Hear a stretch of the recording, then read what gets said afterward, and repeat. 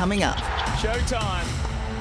Mullets are back? Unmasking the man behind the mullet. Shame on you, Andre Agassi. Tennis legend Andre Agassi. I've done a lot of personal therapy. Game, set, match, Agassi. An even greater champion. It will affect millions of children's lives on a global basis. Off the court. Do you like yourself a bit more than yesterday?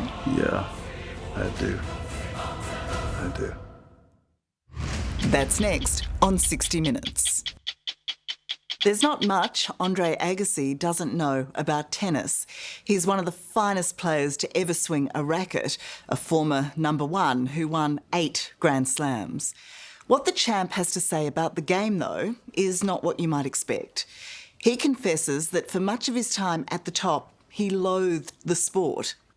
These days, Andre is proof there's a great life after tennis. The 53-year-old is happily married to fellow legend Steffi Graf and dad to their 2 children. And away from the court, you'll find him in the classroom, where he's raising billions to help underprivileged kids get an education. Hey guys. Oh, those are legit. Sporting a mullet, it's tennis legend Andre Agassi, like we have seen him before, but not for a long, long time. Any trepidation going back, confronting the whole hair issue? Any concerns about that? No, I've done a lot of personal therapy, so I've gotten myself comfortable with how life has moved on from, 25 years ago. Andre has been back in Australia to take the mickey out of himself. The savings I get with an Uber One membership don't disappoint. The bald man donning the mullet wig to head a new ad campaign for Uber One. You know what is disappointing? Not having a mullet, and mullets are back? Proud to be linked to the mullet? An ambassador for the mullet? Yeah, I don't know if I should feel proud or guilty about it. Shame on you, Andre Agassi. It's part of my past, I can't deny it, and it's fun to be in the moment with it for sure. It's a great privilege to sit down with the relaxed and reflective, ever so humble Andre Agassi. This retired tennis great has, as you'll see, so much more to talk about than tennis. I'm different now than I've ever been, and every day we change and we grow. And so, who is Andre Agassi today? Somebody in process, I assure you. Yeah. And over the years, he's had plenty to work through. Do you want to be a tennis player when you get big? Yes. How long have you been playing tennis? I don't know. Even as a tennis tot, Agassi was learning to despise a game he was born to play. Do you always remember hating tennis, or was there a time when you actually liked it? I call it a hate-love, not a love-hate. Yes, I definitely resented it early, watching what it did to the family dynamic at home. It was never Andre's dream to be a tennis protege. It was imposed on him by his father. Mike Agassi coached his young son before sending him far from home and against his wishes to the hardcore Nick Bollettieri Tennis Academy. One. Mix them up. I learned a lot more of who I want to be, from my father. He showed me what I don't want to be in a lot of ways, yeah. I mean, he sent me away to, the Bollettieri Academy in Florida when I was 13. At the time, it felt like abandonment, but in hindsight, it was way healthier for me than I think had I stayed under his watchful eye. But your descriptions of your time at the academy are not pleasant either, and your revolt against it is quite extraordinary. Yeah. I was trying to discover who I was in a pretty, let's just say, Lord of the Flies environment with forehands and backhands. Gifted at both forehands and backhands, Game, set, match, Agassi. in his 21-year career, this former #1 player won 8 Grand Slams and Olympic gold. Extraordinary, given how much, at times, he hated tennis. You are an adult. You can make choices. You can walk away from a game that seems to have brought you so much anguish. Why didn't you? You know, do you have choice to walk away from something when you don't know what else? I mean, fear is one heck of a motivator, let's put it that way. What was the fear that motivated you? Fear of everything. I mean, fear of failing, fear of succeeding, fear of not knowing who you are, knowing who you are, not liking who you are. Fear of my father growing up, fear of being alone, you know, fear of not being enough, you know, all that stuff. You know, to be a professional athlete at 16 years old, it's like, imagine what you have to do with every day of your life for those 16 years. Andre Agassi, one of our young... Agassi went off the rails. He dropped out of school at 14 and for a while lost himself in drugs and alcohol. His self-destructive streak proving his greatest opponent. I did quit, like, many times, and I did walk away. Many times in front of the world I walked away. I just disappeared and got on a plane and left, you know. So what brought you back? The truth that just because you didn't choose your life doesn't mean you can't take ownership of it. I was experienced enough to know that changing my environment won't change me. That I need to find that ownership. But to his ardent fans, Andre was a character. They adored his flamboyant fashion and those luscious locks, unaware that at just 19, he was losing his hair.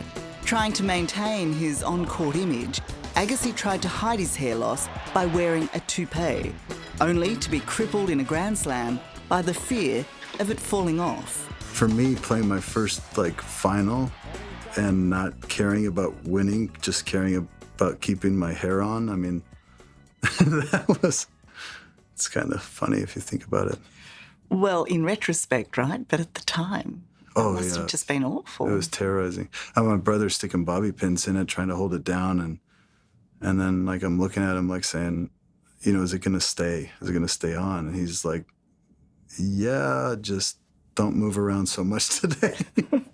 I'm only playing the finals of the French. I said, okay, I'll do my best. Needless to say, Andre lost the final. 5 years later, in 1995, he finally cut his hair and everything changed. Not caring to travel so far. But in Melbourne, he found his sweet spot, going on to win a total of 4 Aussie Opens, his most successful Grand Slam campaign. And I still can't believe how quickly they embraced me after not showing up here for so long. Well, you played pretty well. Yeah, it brought out the best. I mean, I'm thrilled that you guys didn't see the worst of me. It was ugly at times. But it's what Andre has done off-court that is truly legendary, and ironically, what kept him playing for so long. In 2001, he opened his first school for underprivileged children in Las Vegas. Well, you guys keep dreaming, because that's what you're supposed to do here, and you're supposed to keep working too, so good luck to you. Convinced education was the key to changing lives. You guys have fun. I like your school. That's what brought me back, was the ability to use tennis as a way to give children choice that really don't have choice in their life. They don't have the luxury of bitching about being number one in the world at something, you know. And if I could provide them education and through that give them hope and choice, it allowed me to see what was in front of me, you know, as opposed to being kind of lost. It's like reaching in and turning a dirty sock inside out. It's like good to go again. Sounds like a brand new pair of socks to me. Yeah, in many ways, for sure. Was forced to play tennis and didn't have choice in my life. Over the past 23 years, Andre has raised over $1 billion by convincing the private sector to invest, and just recently opened his 130th school in America, an opportunity he simply sees as a gift. It's given me way more than I've given it. Do you have the numbers on how many kids you've helped? That's 80,000 of children every day. It's amazing. Now Andre has a new challenge: to tackle the world's literacy crisis. I'm in the process of doing something now that I believe will affect millions of children's lives on a global basis, not just in my backyard. It's a monumental ambition and only a year away. Andre is working at pairing neuroscience and technology to provide customised and immediate help to each and every struggling child in the world. The profile of a child's strengths and weaknesses, we have the neuroscience to understand and use that data to create the feedback that allows a child to have interventions that are happening in real time. This once troubled man of tennis has clearly found great happiness off the court and in the classroom, but nowhere more so than at home. In 2001, he married the girl of his dreams, his longtime crush, tennis superstar Steffi Graf. She has proved to be one of his greatest matches, but initially also his hardest to win over. Do you see it as romantic as the rest of the world does? Oh, the rest of the world has no idea how blessed I am. They really don't. I can't speak for her, but I think we're both really grateful. These titans of the game now only have a hit for exercise. They found a new passion in pickleball, which has taken the world by storm. Too good, Steffi Graf. Please give it up for your Pickleball 2 Slam champions. You'd want Steffi on your team, wouldn't you? You do. I mean, pickleball is going to enhance your marriage or it's going to end it. So. They have 2 children, Jazelle, 20, and big brother Jaden, 21, who is a professional baseball player. I'm proud, not because it's on some certain stage, but because they're lost in what they do. I mean, what a joy to be able to watch somebody you care so much about feel that way, right? I'd put on a heart monitor and it really, the only thing that would move it would be the love I'm feeling for them, not the nerves of the performance. Were you ever keen to get them into tennis? No, I don't. Not at all, actually. So did they grow up hearing, no tennis for you? You're banned from the tennis court. Not really. I mean, was there some form of manipulation in it? Yeah, of course there was. It was like, please don't choose tennis. Like, just don't do that. You know, it's like, but if they did, it would have been, you know, just a different kind of challenge for us. Of course. You'd have to think they'd be genetically blessed, though. That's a pretty big gene pool.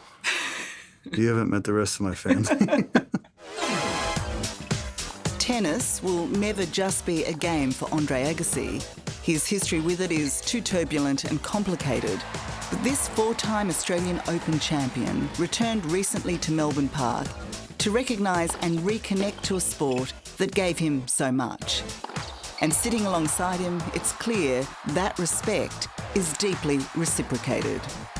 As current world #1 Novak Djokovic told the fans. So there's a 4-time champion here in the front row. Did you notice your old coach, your friend Andre Agassi, is here tonight? Of course.